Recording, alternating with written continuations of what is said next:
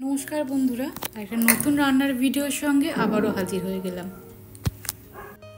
আজকে বানাবো ঘরে থাকা কয়েকটি উপকরণ দিয়ে দারুণ টেস্টি এবং হেলদি একটা স্ন্যাক্স, যেটা বাচ্চা এবং বড়রা খেতে খুবই পছন্দ করবে। আজকের এই হেলদি এবং টেস্টি স্ন্যাক্সটা বানাচ্ছি চিড়ে দিয়ে। 1 কাপ চিড়ে ভিজিয়ে নেব প্রথমে, ভালো করে ধুয়ে নিয়ে। পাতলা চিড়েটা ব্যবহার করতে হবে। মোটা চিড়ে যেটা আমরা পোলাও বানাই সেটা কিন্তু ব্যবহার করলে হবে না। একেবারে পাতলা চিড়েটা ভালো করে ধুয়ে নিয়ে ভালো করে চিপে জলটাকে ঝরিয়ে নিতে হবে।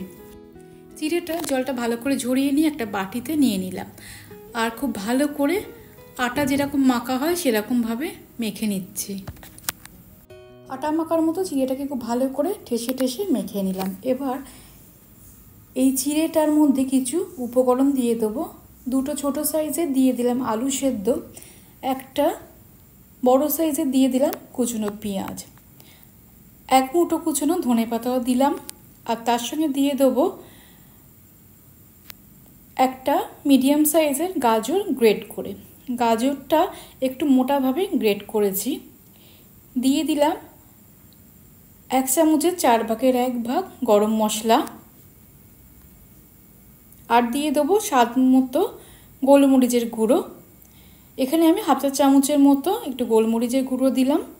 আর দিয়ে দেবো একটু ভাজা মশলা, ধনে জিরে একসাথে ভেজে ড্রাই রোস্ট করে গুঁড়িয়ে রেখেছি, সেটা দিয়ে দিলাম 1/2 চা চামচ। আর দিয়ে দিলাম 1/2 চা চামচ চিলি ফ্লেক্স। এখন আমি এই সব উপকরণ খুব ভালো করে মিশিয়ে নেব। তার সঙ্গে দিয়ে দিলাম চাট মশলা এবং বিট নুন। চাট মশলার পরিবর্তে কিন্তু লেবুর রসও আপনারা দিতে পারেন। বিট নুনের সঙ্গে দিয়ে দিলাম অল্প একটু চিনি। এখানে আমি 1/2 চা চামচের মতো চাট মশলা ব্যবহার করেছি। সব কিছু একসাথে খুব ভালো করে মিশিয়ে নেওয়ার পরে একটু টেস্ট করে দেখে নেবো যে নুনটা এবং ঝালটা ঠিক হয়েছে কিনা। নুনের পরিমাণটা আর একটু বাড়িয়ে দিলাম। আর দিয়ে দিলাম 4 টেবিল চামচ কর্নফ্লাওয়ার বাইন্ডিংয়ের জন্য।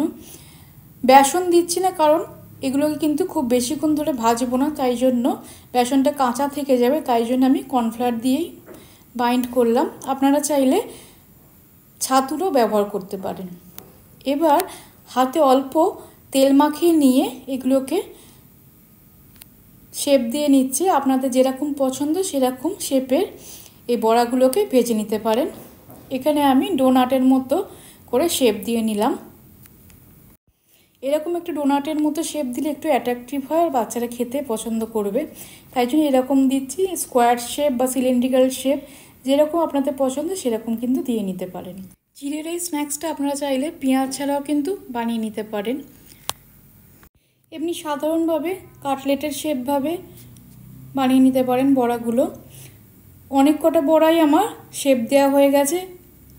এখন আমি কড়াতে রিফাইন তেল বসিয়ে নিয়েছি গরম হওয়ার জন্য। তেল গরম হয়ে গেছে, দেখে নিচ্ছি একটু অল্প পরিমাণ ডো দিয়ে যে মিশ্রণটা ঠিকঠাক বাইন্ড হয়েছে কিনা। তেলের মধ্যে ছাড়লে ভেঙে যাচ্ছে কিনা একটু দেখে নিতে হবে। যদি মনে হয় নরম হয়ে যাচ্ছে তখন কিন্তু আরও 1 চামচ কর্নফ্লাওয়ার অ্যাড করে ভালো করে মিশিয়ে নিয়ে তারপরে আবার রেডি করতে হবে। তেল গরম হয়ে গেলে মিডিয়াম ফ্লেমে বড়াগুলো তেলের মধ্যে দিয়ে দিলাম এবং মিডিয়াম ফ্লেমে কিন্তু চিড়ের এই বড়াগুলো ভেজে নেব। বেশিক্ষণ লাগবে না ভাজতে, কারণ আলুটা সেদ্ধ আছে। চিড়েটাও বেশিক্ষণ ধরে রান্না করে নেওয়ারও দরকার নেই। 3 থেকে 4 মিনিটের মধ্যেই বড়া কিন্তু ভাজা হয়ে গেল। 2টো বড়া আমি উল্টে পাল্টে ভেজে নিয়ে একটু সোনালি রং হয়ে গেলেই তুলে নিচ্ছি। একইভাবে সব বড়াগুলো ভেজে নেব। চিড়ের এই বড়াগুলো বা কাটলেটগুলো বানাতে কিন্তু একেবারেই বেশি সময় লাগে না। ঘরে থাকা কয়েকটি উপকরণ দিয়েই খুবই অল্প সময়ের মধ্যেই তৈরি হয়ে যায়।